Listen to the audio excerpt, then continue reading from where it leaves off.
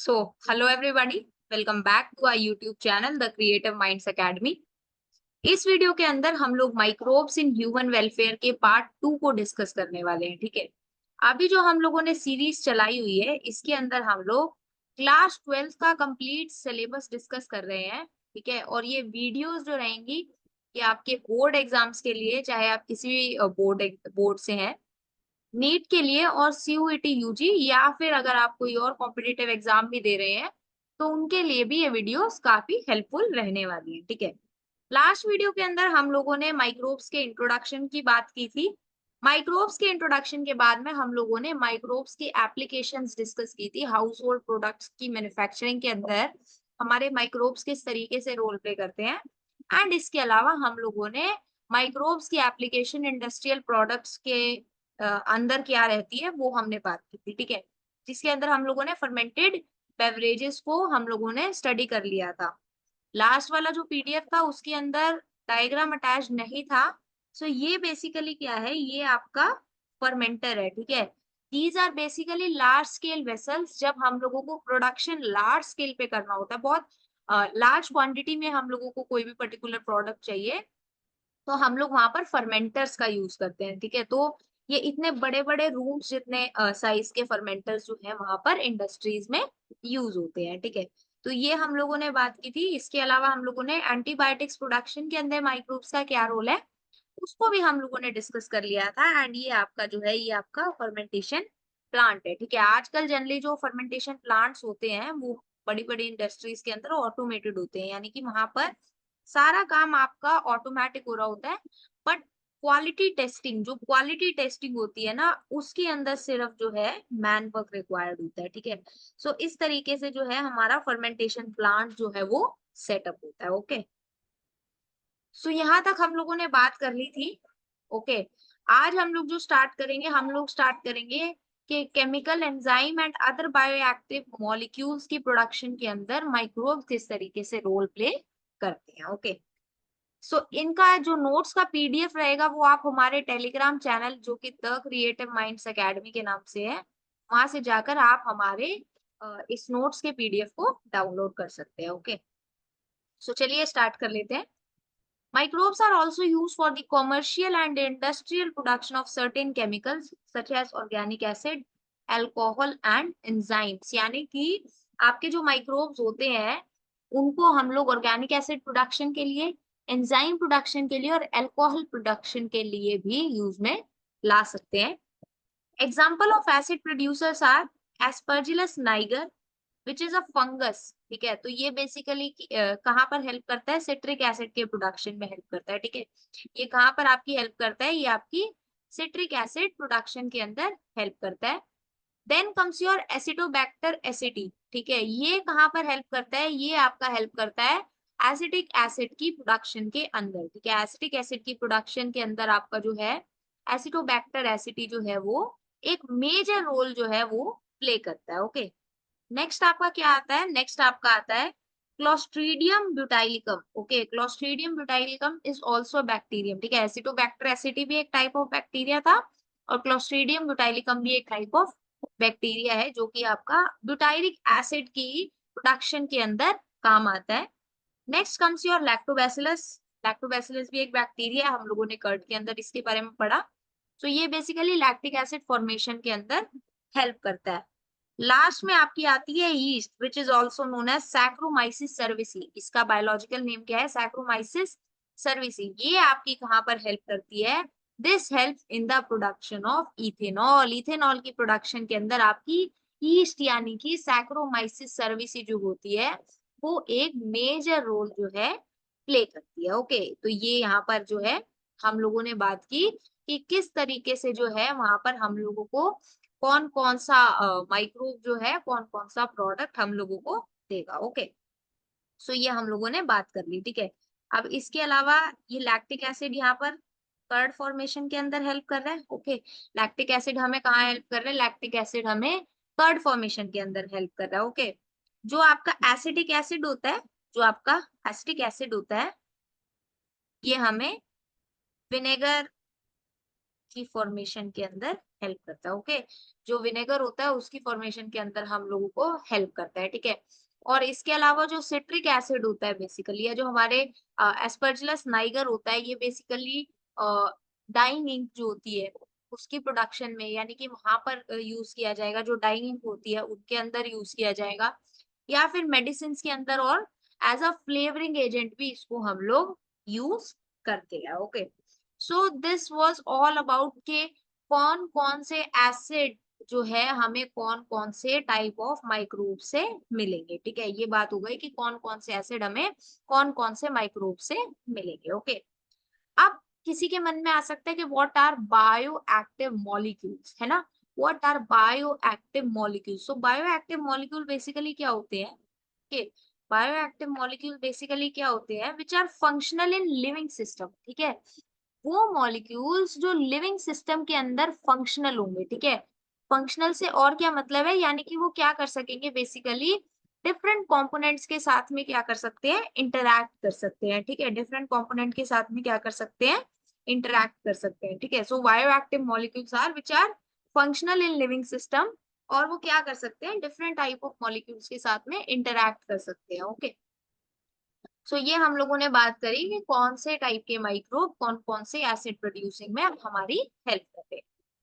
Next, microbes are also used for the production of enzymes. Microbes जो है, microbes को हम लोग एंजाइम प्रोडक्शन के लिए भी यूसेज में ला सकते हैं। ओके, तो first we will be talking about lipases. Okay, lipases क्या है, basically they are used in detergent formulations. Lipases का यूज कहाँ पे है, they are used in detergent formulations and help in removing oily stains from the laundry. यानी कि जो lipases है, जो हमारे लाइपेजेस होते हैं, ये भी हम लोगों को माइक्रोब से मिल सकते हैं।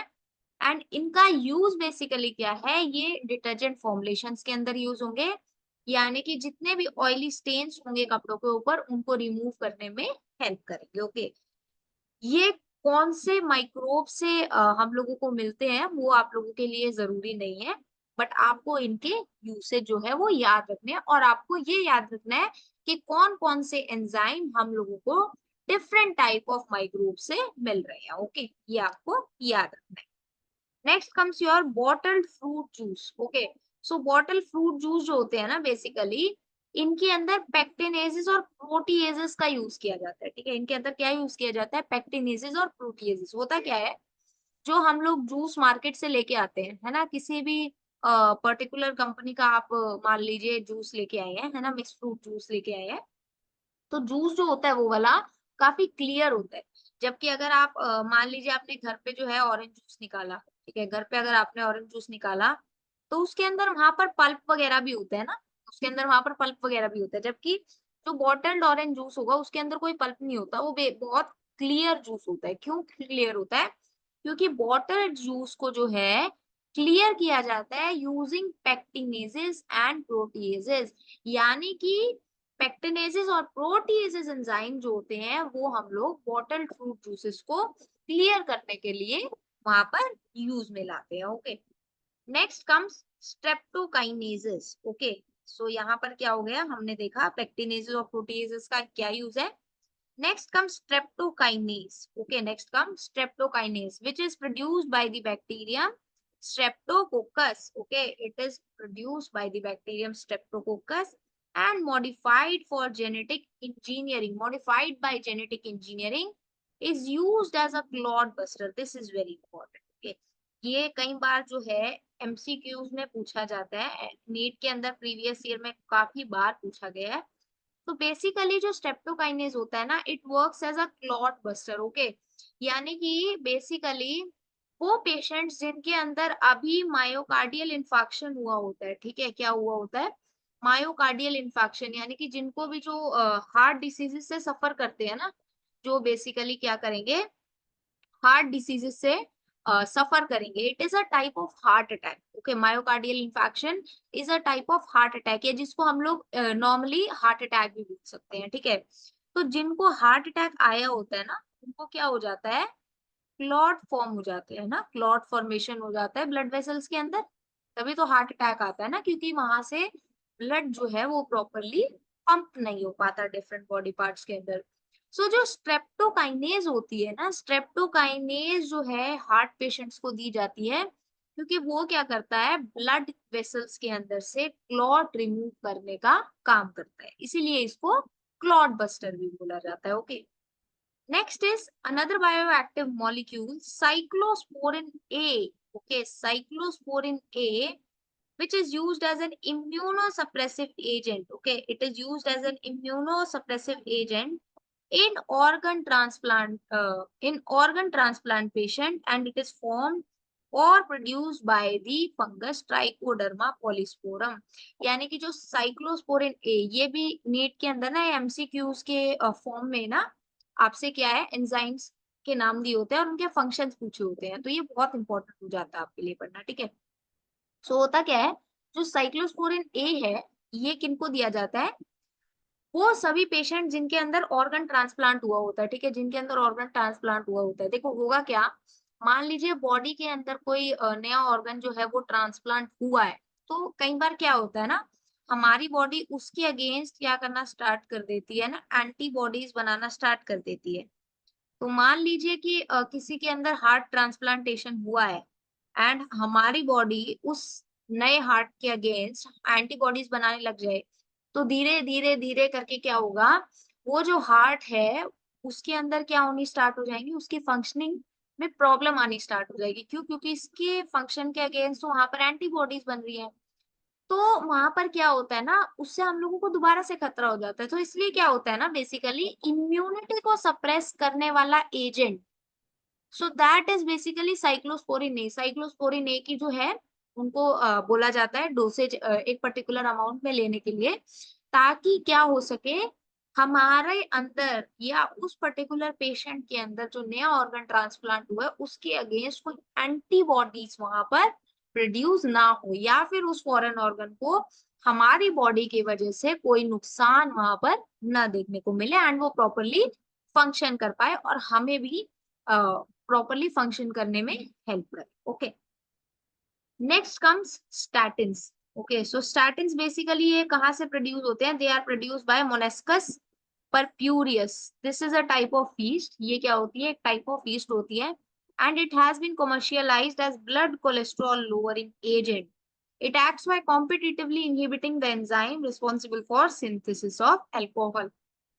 अब जो स्टैटिन होती है, ये प्रोड्यूस होगी एक ईस्ट के द्वारा, ईस्ट का नाम है मोनास्कस परफ्यूरियस, और इसको किस लिए यूज किया जाता है, it is used as blood cholesterol lowering agent, यानी ब्लड कोलेस्ट्रॉल को लो रखने में हेल्प करती है, उसको मेंटेन करने में हेल्प करती है, ठीक है। अब ये काम किस तरीके से करेगी, जो एंजाइम कोलेस्ट्रॉल सिंथेसिस के लिए रिस्पॉन्सिबल होता है, उसके साथ में बेसिकली क्या करेगी, कॉम्पिटिटिव इनहिबिशन शो करेगी, ठीक है, यानी कि उसके सिंथेसिस को रोकने की कोशिश करेगी, ठीक है। उसका काम है सिंथेसिस करना और इसका काम क्या है, उसको किसी ना किसी तरीके से कोलेस्ट्रॉल फॉर्म करने से प्रिवेंट करना, ठीक है। तो ये क्या करता है, वहां पर कॉम्पिटिटिव इनहिबिशन शो करता है। ओके, सो यहाँ पर हम लोगों ने क्या क्या स्टडी करा, एक बार दोबारा से देख लेते हैं। हम लोगों ने सबसे पहले देखा कि एसिड प्रोड्यूसर के अंदर हम लोगों ने पढ़ा सिट्रिक एसिड जो प्रोड्यूस होगा वो एस्परजिलस नाइगर के थ्रू प्रोड्यूस होगा। ओके, फिर हमने देखा एसिटिक एसिड जो होगा वो एस्ट्रोबैक्टर एसिड के थ्रू प्रोड्यूस होगा। Butyric acid is produced by clostridium butylicum. Lactic acid lactobacillus से प्रोड्यूस होता है और आपका इथेनॉल प्रोडक्शन जो है हमें सैकरोमाइसिस सर्विसी के थ्रू देखने को मिलता है, ठीक है। इनमें से एस्परजिलस नाइगर एक फंगस है और बाकी यीस्ट को छोड़ के, यीस्ट सैक्रोमाइसिस सर्विसी जो है वो यीस्ट है और बाकी तीनों आपके क्या है, बैक्टीरिया की स्पीशीज। फिर हम लोगों ने देखा एंजाइम प्रोडक्शन के लिए, जिसके अंदर हम लोगों ने लाइपेजेस को देखा, लाइपेजेस के यूजेस जाने, पैक्टिनेजेस और प्रोटीएजेस, यानी कि वो एंजाइम्स कौन कौन से एंजाइम्स है जो माइक्रोब्स प्रोड्यूस कर पा रहे हैं, लाइपेजेस, पैक्टिनेजेस, प्रोटीएजेस, स्ट्रेप्टोकाइनेज जो होती है, जो स्ट्रेप्टोकोकस से हम लोग प्रोड्यूस कर पा रहे हैं, साइक्लोस्पोरिन ए, ठीक है, और इसके अलावा स्टैटिन, ठीक है। तो ये हम लोगों ने अभी तक पढ़ लिया। नेक्स्ट हम लोग जो बात करेंगे, we will be studying the application of microbes in sewage treatment. Microbes को किस तरीके से हम लोग सीवेज ट्रीटमेंट के लिए यूज कर सकते हैं, ठीक है, माइक्रोब्स का क्या यूज रहता है सीवेज ट्रीटमेंट प्लांट्स के अंदर। ओके, सो इसको स्टार्ट कर लेते हैं। Large quantities of wastewater is generated in cities and towns. The major component of this waste is human excreta. This municipal wastewater is also known as sewage. Sewage की definition 1 marks में आपसे पूछ सकते हैं, ठीक है. It contains large amount of organic matter and microbes, many of which are pathogenic. ठीक है. तो हम लोगों को पता है कि डेली हर इंसान के घर के अंदर से large amount of waste water जो है वो जनरेट होता है, ठीक है. और उसके अंदर मैक्सिमम जो होता है ना, यानी कि जो मेजर कंपोनेंट होता है वेस्ट वाटर का, दैट इज ह्यूमन एक्सक्रीटा, ठीक है. अब ये जो म्युनिसिपल वेस्ट वाटर है जो जनरेट हो रहा है, इसको हम लोग बोलेंगे सीवेज. ओके, इसको बोलेंगे सीवेज, ठीक है. और इसके अंदर क्या क्या प्रेजेंट होगा? ऑर्गेनिक मैटर प्रेजेंट होगा लार्ज अमाउंट में, एंड इसी के साथ में माइक्रोब्स प्रेजेंट होंगे लार्ज अमाउंट में. इसी के साथ में माइक्रोब्स प्रेजेंट होंगे लार्ज अमाउंट में.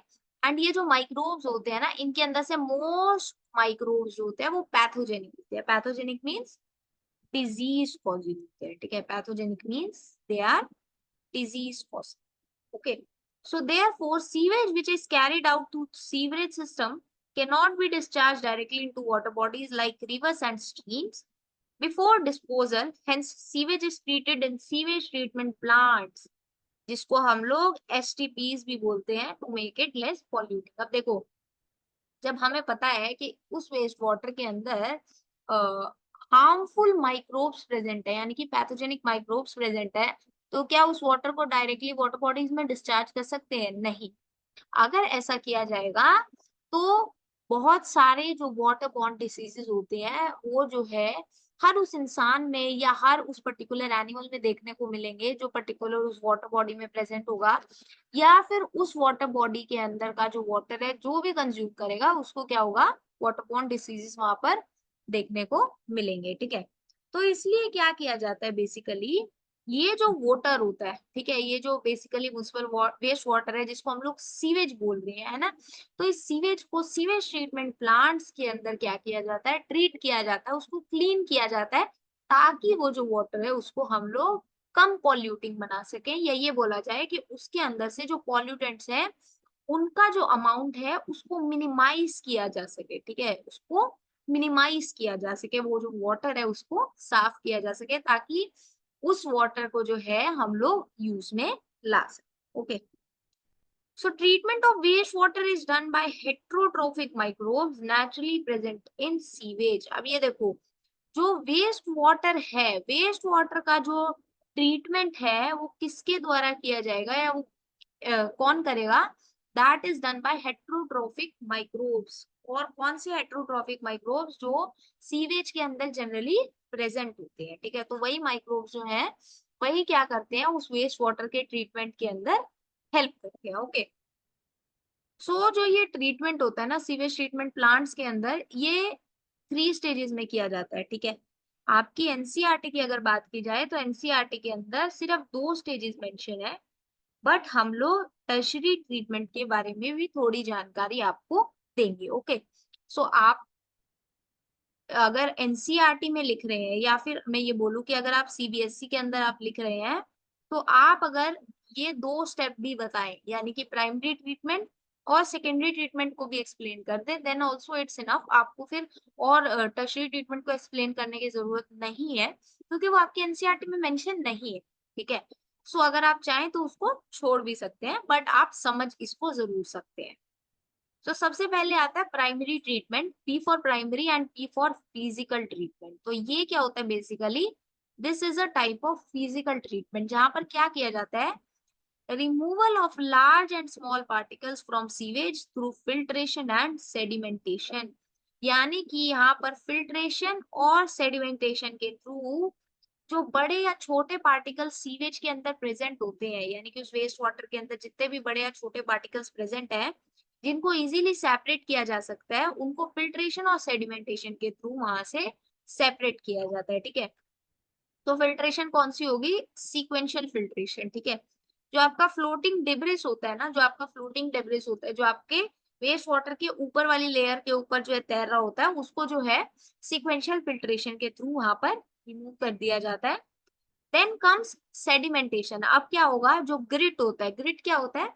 सॉइल और स्मॉल पेबल्स जो होते हैं, यानी कि मिट्टी और जो छोटे छोटे पत्थर होते हैं, इनको ग्रिट बोला जाता है। ठीक है, तो क्या किया जाएगा, जो ग्रिट है उसको सेडिमेंटेशन के थ्रू रिमूव कर दिया जाता है। ग्रिट को क्या किया जाएगा, सेडिमेंटेशन के थ्रू रिमूव कर दिया जाएगा। होगा क्या, all solids that settle form the primary sludge and the supernatant form the primary effluent. The effluent from the primary settling tank is taken for secondary treatment. देखो अब हमने फिल्ट्रेशन कर दिया, डिब्रिस वहां से रिमूव हो गया। अब होगा क्या, ग्रिट को क्या रिमूव किया जाएगा, थ्रू सेडिमेंटेशन रिमूव किया जाएगा। यानी कि जितने भी सॉलिड पार्टिकल्स होंगे उनको क्या किया जाएगा, एक सेटलिंग टैंक के अंदर उनको सेटल होने के लिए रख दिया जाएगा। ठीक है, यानी कि जितने भी पार्टिकल्स होंगे वो नीचे सेटल हो जाएंगे। ठीक है, वो क्या हो जाएंगे, नीचे सेटल हो जाएंगे। अब जो सॉलिड पार्टिकल्स नीचे सेटल हुए, उन्होंने क्या बनाया, प्राइमरी स्लज। उन्होंने क्या बनाया, प्राइमरी स्लज।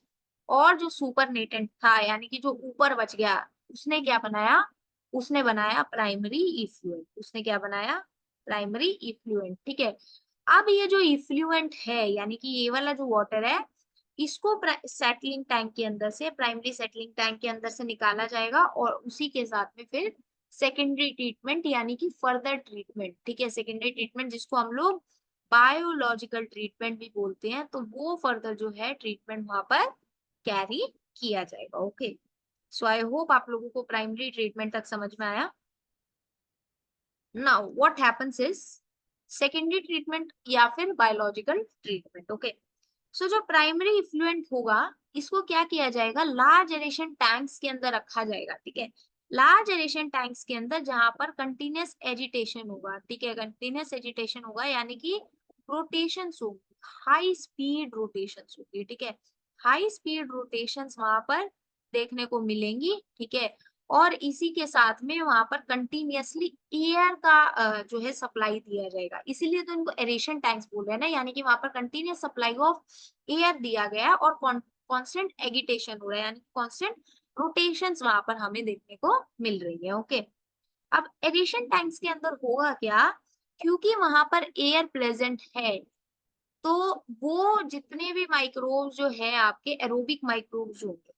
ठीक है, जो आपके एरोबिक माइक्रोब्स होंगे, जो आपके एयर की प्रेजेंस में ग्रो कर सकते हैं, वो वहां पर क्या करना स्टार्ट कर देंगे, ग्रो करना स्टार्ट कर देंगे। Okay, so aeration tank show vigorous growth of useful aerobic heterotrophic microbes into flocks, यानी ग्रुप्स के अंदर वो वहां पर ग्रो करना स्टार्ट कर देंगे। Okay, what are फ्लॉक्स?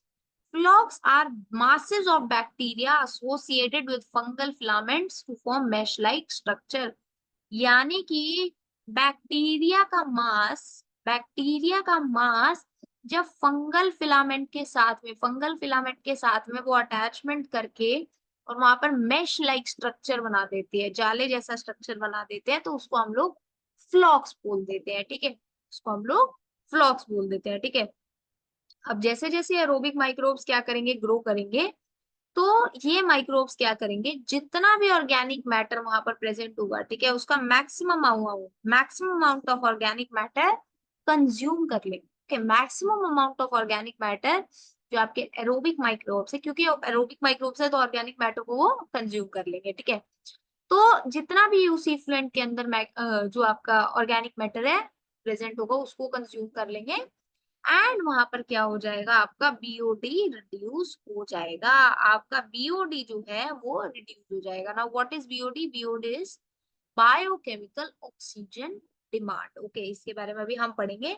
तो होगा क्या यहाँ पर, जैसे ही एरोबिक माइक्रोब्स आपके क्या करेंगे, ऑर्गेनिक मैटर को कंज्यूम कर लेंगे, तो वहां पर बीओडी रिडक्शन हमें देखने को मिलेगा। Okay, so now what is BOD, है ना, बीओडी की फुल फॉर्म तो हमने देख ली। बीओडी की full form biochemical oxygen demand.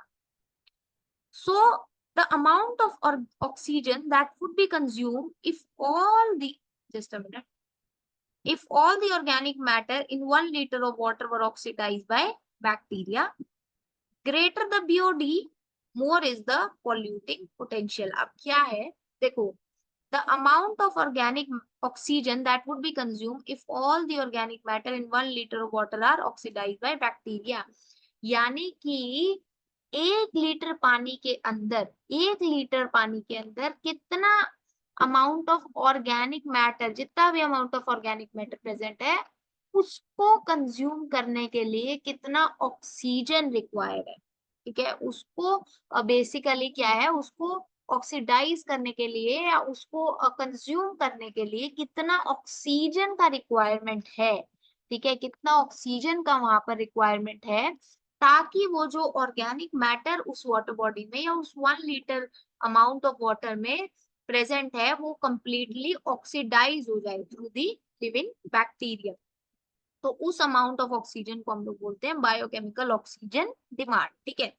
अब मान लो कि ऑर्गेनिक मैटर अगर ज्यादा प्रेजेंट है तो बीओडी ज्यादा होगा, बीओडी ज्यादा होगा मतलब वहां पे ऑक्सीजन का कंजम्पशन ज्यादा होगा। अगर ऑक्सीजन का कंजम्पशन ज्यादा होगा तो एक टाइम के बाद में जो ऑक्सीजन का अमाउंट है उस वाटर बॉडी के अंदर रिड्यूस हो जाएगा, उस वाटर बॉडी के अंदर ऑक्सीजन का अमाउंट रिड्यूस हो जाएगा, यानी कि उसका पॉल्यूटिंग पोटेंशियल जो होगा वो बढ़ जाएगा, उसका जो पॉल्यूटिंग पोटेंशियल होगा वो बढ़ जाएगा। जबकि अगर ऑर्गेनिक मैटर कम प्रेजेंट है और वहां पर जो है कम ऑक्सीजन लग रही है उस ऑर्गेनिक मैटर को कंज्यूम करने के लिए, तो उसका बीओडी जो होगा वो कम होगा। बीओडी कम है यानी कि उसका पॉल्यूटिंग पोटेंशियल जो होगा वो क्या होगा, कम होगा। ओके, उसका जो पॉल्यूटिंग पोटेंशियल होगा वो कम होगा, ठीक है। यानी कि BOD is directly proportional to polluting potential. Okay, BOD is directly proportional to polluting potential. ठीक है, जितना ज्यादा BOD होगा उतना ही ज्यादा polluting potential होगा। Okay, next, the sewage water is treated till the BOD is reduced. Once the BOD of sewage or wastewater is reduced, the effluent of aeration tank is then passed into a settling tank where the bacterial flocks are allowed to sediment. This sediment is known as activated sludge. अब होगा क्या, वो जो sewage water है उसको कब तक treat किया जाएगा, जब तक उसका बीओडी जो है वो रिड्यूस ना हो जाए, ठीक है। जब बीओडी रिड्यूस होगा तभी तो उसका पॉल्यूटिंग पोटेंशियल कम होगा ना। तो जैसे ही वहां पर जो है बीओडी कम हो जाएगा तो वो जो इफ्लुएंट है एरेशन टैंक के अंदर, जो वो इफ्लुएंट है उसको क्या किया जाएगा, एक सेटलिंग टैंक के अंदर डाला जाएगा, ठीक है। सेटलिंग टैंक के अंदर डाला जाएगा जहां पर वो जो बैक्टीरियल फ्लॉक्स है उनको सेडिमेंटेशन होने के लिए छोड़ दिया जाएगा, ठीक है। और वो जो सेडिमेंट हमें मिलेगा उसको हम लोग बोलेंगे एक्टिवेटेड स्लज। जैसे फर्स्ट केस में जो वहां पर सेडिमेंट था उसको बोला था प्राइमरी स्लज, यहाँ पर उसको बोलेंगे एक्टिवेटेड स्लज, ठीक है। एक्टिवेटेड स्लज क्यों बोल रहे हैं बेसिकली, ठीक है, एक्टिवेटेड स्लज इसको क्यों बोल रहे हैं, क्योंकि यही जो है, यही एक्टिवेटेड स्लज जो है इसी को हम लोग एरेशन टैंक में दोबारा डाल सकते हैं और ये एज ए इनोकुलम वर्क करेगा, ठीक है। इनोकुलम क्या था, इनोकुलम वाज स्टार्टर, ठीक है। तो यानी कि अगर हम लोगों ने वो थोड़ा सा अमाउंट ऑफ एक्टिवेटेड स्लज वहां पर डाल दिया तो होगा क्या, वहां पर वो स्लज के अंदर से क्या होगा, उस स्लज के अंदर क्योंकि ऑलरेडी कुछ अमाउंट में organic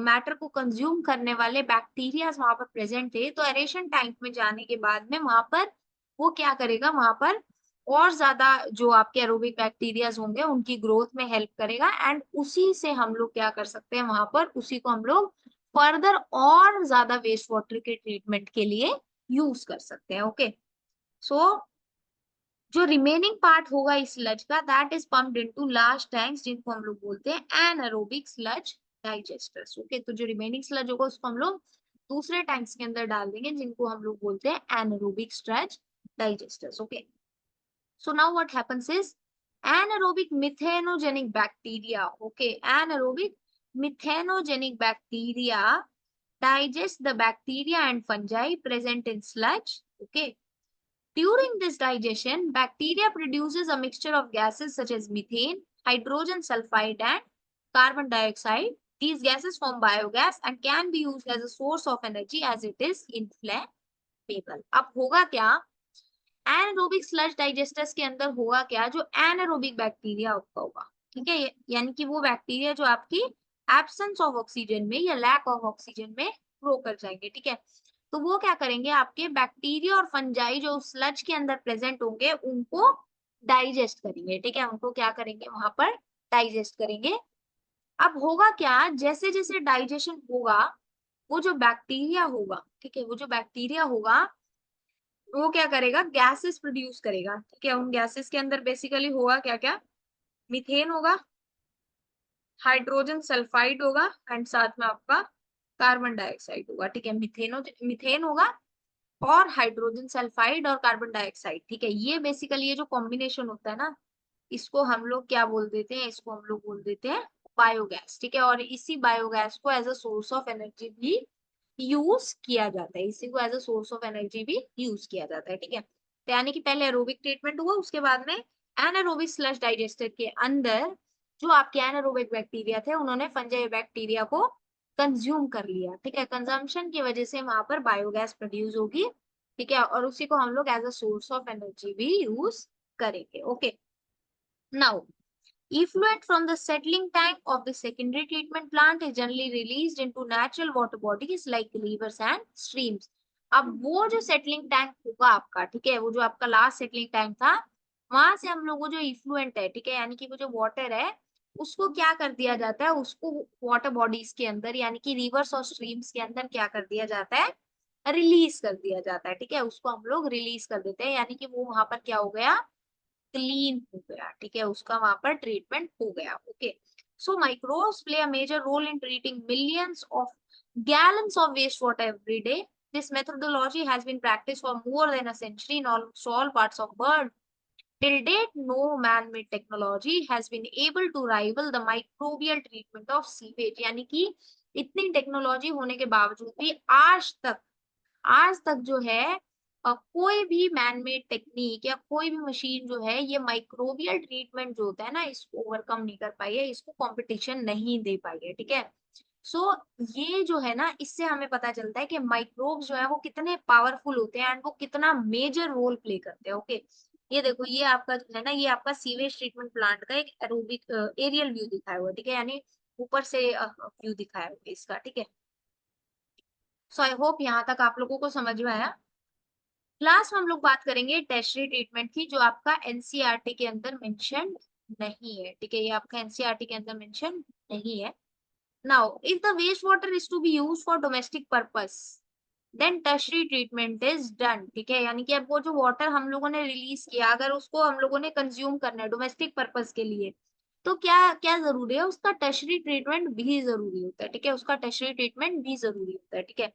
Now, what is tertiary treatment? It is a physico-chemical process in which chlorine gas, ozone gas, zirconium, percolate salts, UV rays, or reverse osmosis, etc. are used to remove DDT, pesticides, pathogens, and turbidity in wastewater. यानी कि ये एक ऐसा physico-chemical process है जिसके अंदर हम लोग कुछ पर्टिकुलर गैसेस, कुछ पर्टिकुलर टाइप ऑफ प्रोसेसेस, ठीक है। अब गैसेस के अंदर आपकी chlorine gas, ozone gas, zirconium जो होते हैं या परफोलेट के जो सोल्ट्स होते हैं उनको यूज करते हैं, यूवी रेस को यूज करेंगे या फिर रिवर्स ऑस्मोसिस को यूज करेंगे, ताकि हम लोग डीडीटी, पेस्टिसाइड्स या डिफरेंट डिफरेंट पैथोजेंस जो होते हैं उनको क्या कर सके, हम रिमूव कर सके, ठीक है। उनको हम लोग क्या कर सके, उनको हम लोग रिमूव उस पर्टिकुलर वाटर में से या उस पर्टिकुलर वाटर सैंपल के अंदर से हम लोग उसको क्या कर सके, रिमूव कर सके, okay.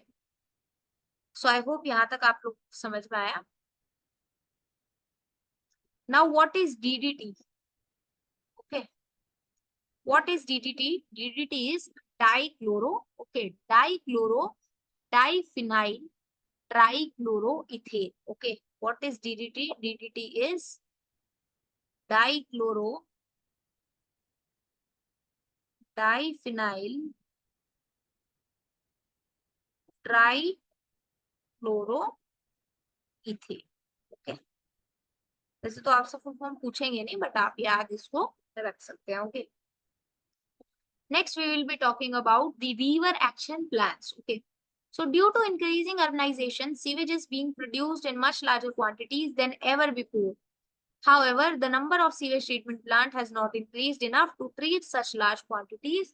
So untreated sewage is often discharged directly, leading to their pollution and increase in waterborne diseases. अब देखो क्या है, पॉपुलेशन जो है, पॉपुलेशन क्या होती जा रही है, बढ़ती जा रही है कंटिन्यूसली, एंड पॉपुलेशन की वजह से पॉल्यूशन भी बढ़ रहा है, पॉल्यूशन बढ़ रहा है एंड पॉपुलेशन की वजह से ही वहां पर जो सीवेज का अमाउंट है, जो सीवेज अमाउंट जनरेट हो रहा है, यानी कि जो वेस्ट वाटर का अमाउंट जनरेट हो रहा है वो भी क्या हो रहा है, बढ़ रहा है, इंक्रीजिंग पॉपुलेशन, इंक्रीजिंग अर्बनाइजेशन की वजह से, ठीक है। बट जितने अमाउंट में या जितनी रैपिडली आपकी पॉपुलेशन एक्सपैंड कर रही है, उतने ज्यादा सीवेज ट्रीटमेंट प्लांट्स अवेलेबल नहीं है, ठीक है। तो कई बार क्या होता है, इसी वजह से lack of sewage treatment plants की वजह से वहां पर क्या होता है, जो आपका अनट्रीटेड सीवेज होता है, कई बार उसको डायरेक्टली वाटर बॉडीज के अंदर डिस्चार्ज कर देते हैं और उसकी वजह से वहां पर कई बार वाटर बॉर्न डिसीजेस भी देखने को मिलते हैं। ओके, सो क्या किया गया था, जो आपकी ministry of environment and forest है, इसकी डेफिनेशन, सॉरी इसकी फुल फॉर्म बहुत इंपॉर्टेंट है, ठीक है। This is your MOEF। Okay, so जो ministry of environment and forest है, it initiated a Ganga action plan in 1985, ठीक है। Ganga action plan and Yamuna action plan, ठीक है, 1985 में इनको क्या किया गया, लॉन्च किया गया, to save the major rivers of our country from pollution, ठीक है। अब इन प्लान्स के अंदर क्या किया गया, it is propose to build a large number of sewage treatment plant so that only treated sewage may be discharge to the river, यानी कि इन प्लान्स के अंदर गवर्नमेंट ने डिसाइड किया कि हम लोग क्या करेंगे, लार्ज नंबर में सीवेज ट्रीटमेंट प्लांट्स को एस्टैब्लिश करेंगे, ताकि सिर्फ ट्रीटेड सीवेज जो है, ठीक है, जो ट्रीटेड सीवेज है वही आपका वाटर बॉडीज के अंदर रिलीज हो, अनट्रीटेड सीवेज जो है या अनट्रीटेड वाटर जो है वो आपका हमारी वाटर बॉडीज के अंदर रिलीज ना। Okay, so this was all about microbes का यूसेज इन सीवेज ट्रीटमेंट, ठीक है। ये हम लोगों ने काफी डिटेल में इसको पढ़ लिया। नेक्स्ट हम लोग जो बात करेंगे, आज का जो लास्ट टॉपिक है, that is microbes in the production of biogas, यानी कि माइक्रोब्स का क्या एप्लीकेशन है बायोगैस प्रोडक्शन के अंदर, ठीक है। बायोगैस के बारे में अभी हमने थोड़ा सा ऊपर जाना, इसके अंदर हम लोग डिटेल में बात करेंगे, ठीक है।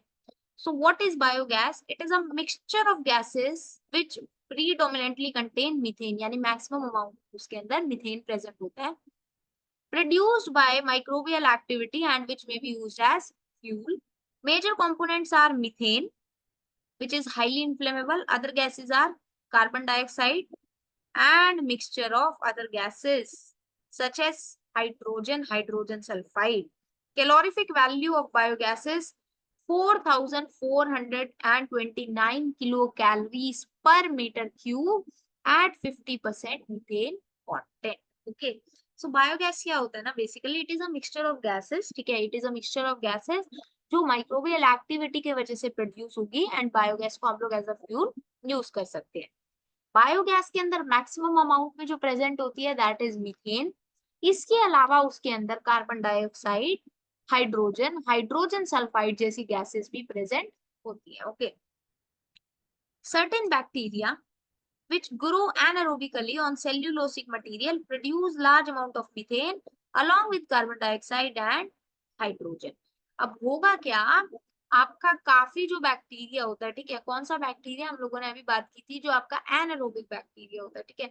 जो आपका एनारोबिक बैक्टीरिया होता है वो क्या करता है वहां पर, वो वहां पर क्या करेगा, बेसिकली ग्रो करेगा, ठीक है, ग्रो करेगा और वहां पर क्या करता है, लार्ज अमाउंट में मीथेन का प्रोडक्शन करता है, ठीक है। लार्ज अमाउंट में क्या करेगा वहां पर, मीथेन का प्रोडक्शन करेगा, मीथेन का प्रोडक्शन करेगा। जो एनारोबिक बैक्टीरिया है वो आपका क्या करेगा, लार्ज अमाउंट के अंदर मीथेन का प्रोडक्शन करेगा एंड मीथेन के साथ में वहां पर कार्बन डाइऑक्साइड और हाइड्रोजन का भी प्रोडक्शन देखने को मिलेगा। Okay, these bacteria are collectively known as methanogens, ठीक है। एग्जांपल मिथेनोबैक्टीरियम, जो बेसिकली मीथेन प्रोड्यूसिंग बैक्टीरिया होते हैं उनको हम लोग मिथेनोजेंस बोलते हैं एंड इसका एग्जांपल होते हैं आपके मिथेनोबैक्टीरिया।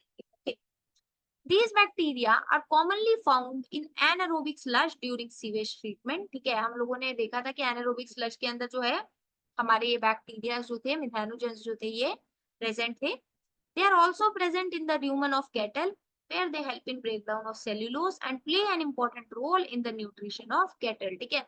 अब जो आपका र्यूमन होता है, ठीक है, कैटल का जो र्यूमन होता है, कैटल का जो र्यूमन होता है उसके अंदर भी जो है आपके ये प्रेजेंट होते हैं, ठीक है। आपके जो है ये वहां पर मिथेनोजेंस जो है वो वहां पर प्रेजेंट होंगे, ठीक है। जो आपके मिथेनोजेंस है वहां पर भी प्रेजेंट होंगे। ओके, अब वहां पर ये क्या करेंगे, वहां पर ये क्या करेंगे, जो आपके कैटल्स होते हैं उनके अंदर सेल्यूलोज के ब्रेकडाउन का काम करेंगे, ठीक है।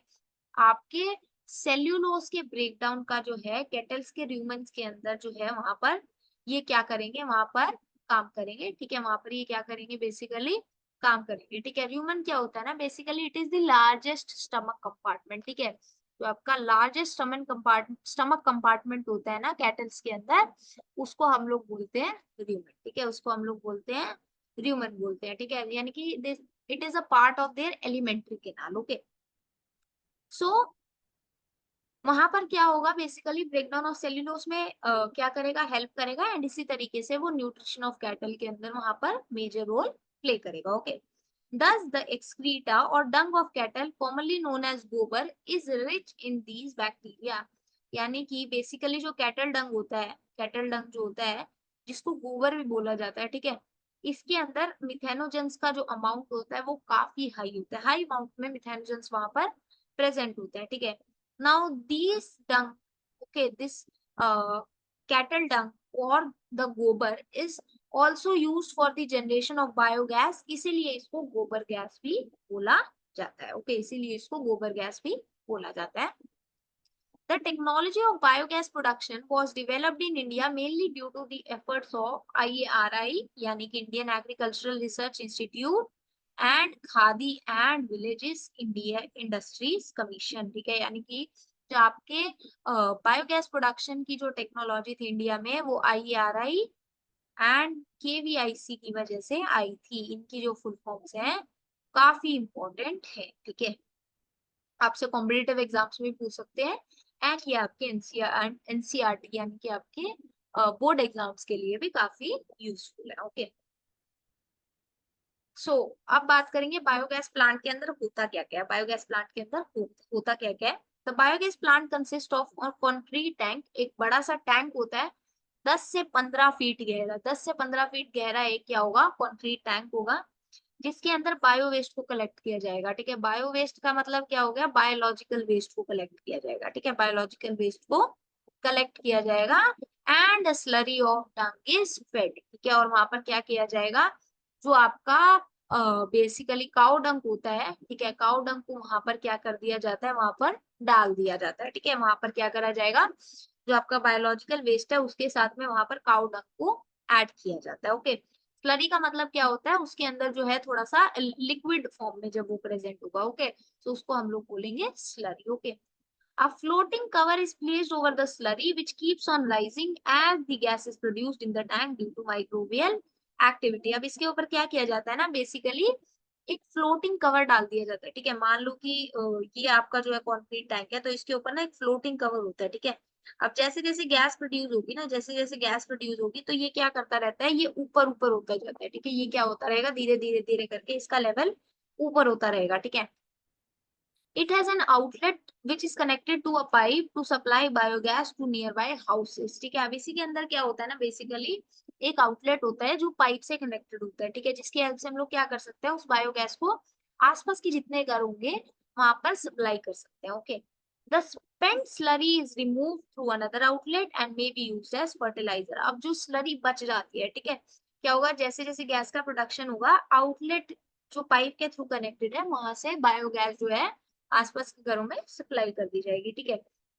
अब जो स्लरी बच जाएगी, ठीक है, उसको क्या कर दिया जाता है, दूसरे आउटलेट के थ्रू रिमूव कर दिया जाएगा, एंड उसको फर्टिलाइजर की तरह भी यूज कर सकते हैं, उसको क्या कर सकते हैं, एज अ फर्टिलाइजर यूज कर सकते हैं, okay. So cattle Dang is available in large quantities in rural areas, जो गांव वाले इलाके होते हैं जनरली, उनके अंदर जो है कैटल डंग काफी देखने को मिलता है, क्योंकि वहां पर बेसिकली एग्रीकल्चर के पर्पज से क्या किया जाता है, वहां पर कैटल्स को रखा जाता है, ओके। सो इसी वजह से जो है जनरली ये जो बायोगैस प्लांट्स हैं, ये जनरली रूरल एरियाज में हमें ज्यादा देखने को मिलते हैं, ठीक है, ये रूरल एरियाज में हमें ज्यादा देखने को मिलते हैं। एंड जो बायोगैस प्रोड्यूस होती है, it is use for cooking and lightning, it is use for cooking and lightning purposes, okay. So ये आपका जो है एक टिपिकल बायोगैस प्लांट दिखाया हुआ है, दिस इज योर डाइजेस्टर, ठीक है, जहां पर बेसिकली आपका क्या होगा, सारा काम हो रहा है, ठीक है। आपका जो स्लरी है वो भी यहीं पे प्रेजेंट है, ठीक है, आपका बायोलॉजिकल वेस्ट भी यहीं पे प्रेजेंट है। स्लरी के अंदर जो आपके मिथेनोजेंस प्रेजेंट है वो क्या करेंगे, यहाँ पर बेसिकली आपका बायोगैस प्रोडक्शन के अंदर हेल्प करेंगे, ठीक है, बायोगैस प्रोडक्शन के अंदर वो क्या करेंगे, आपका हेल्प करेंगे। इस आउटलेट के थ्रू ये देखो यहाँ से क्या होगी, बेसिकली वो गैस जो है उसको रिलीज किया जाएगा, यहाँ से आपका जो है this is your dung water and this is your sludge, ठीक है। और ये क्या है basically, this is your gas holder, जहां पर आपकी गैस जो है वो प्रेजेंट होगी, ठीक है। जैसे जैसे गैस का फॉर्मेशन होगा वो यहाँ पर जो है उसको क्या करके रखता है, होल्ड करके रखता है अपने अंदर, ठीक है। सो इसी के साथ में हम लोगों ने देख लिया कि माइक्रोब्स जो है उनको हम लोग बायोगैस प्रोडक्शन के अंदर किस तरीके से यूज कर सकते हैं, ठीक है। सो अभी तक हम लोगों ने इस चैप्टर का मेजर पोर्शन जो है वो कवर कर लिया। हम लोग नेक्स्ट पढ़ेंगे माइक्रोब्स को as a biocontrol agent और बायो फर्टिलाइजर हम किस तरीके से यूज कर सकते हैं, ठीक है। सो इस चैप्टर को हम लोग सिर्फ 3 पार्ट्स के अंदर पूरा कंप्लीट कर देंगे। छोटा चैप्टर है एंड इजी चैप्टर है। अगर आप इन नोट्स को भी अच्छे तरीके से पढ़ लें तो आई गारंटी कि आपका जो है बोर्ड एग्जाम के अंदर एक भी मार्क्स जो है नहीं कटेगा इस चैप्टर में से, ठीक है। तो इन वीडियोस को आप अच्छे से देखिए। ये जो नोट्स है, जैसे ही ये वीडियो खत्म होगी तो मैं आपका जो है इन नोट्स को जो है आप अपने टेलीग्राम चैनल के ऊपर अपलोड कर दूंगी। वहां से जाके आप इन नोट्स को डाउनलोड कर सकते हैं, ठीक है। आगे आने वाले दिनों के अंदर हम लोग बाकी चैप्टर्स को भी इसी यूट्यूब चैनल के ऊपर कवर करेंगे। 11th का सिलेबस भी पूरा इसी यूट्यूब चैनल के ऊपर कराया जाएगा। 12th का हम लोग अभी कर ही रहे हैं। 11th 12th दोनों ही क्लासेस का सिलेबस जो है करवाया जाएगा। एंड लास्ट में हम लोग 9 10th के बायोलॉजी के सेक्शंस भी जो है, यानी बायोलॉजी के जो चैप्टर्स हैं वो भी इसी यूट्यूब चैनल के ऊपर लेंगे, ओके। तो आगे आने वाले दिनों में आपको काफी एक्साइटिंग वीडियोस देखने को मिलेंगी आपके नीट एग्जाम के लिए, सीयूईटी एग्जाम के लिए। तो अगर आप हमारे चैनल के ऊपर नए हैं और अगर आपने अभी तक हमारे चैनल को सब्सक्राइब नहीं किया है, then please do support us by subscribing to our channel. अगर आपको ये वीडियो अच्छी लगी हो then please do like the video, share it with your friends. We will meet you in the next part of this video, next part of this chapter. Till then, keep learning.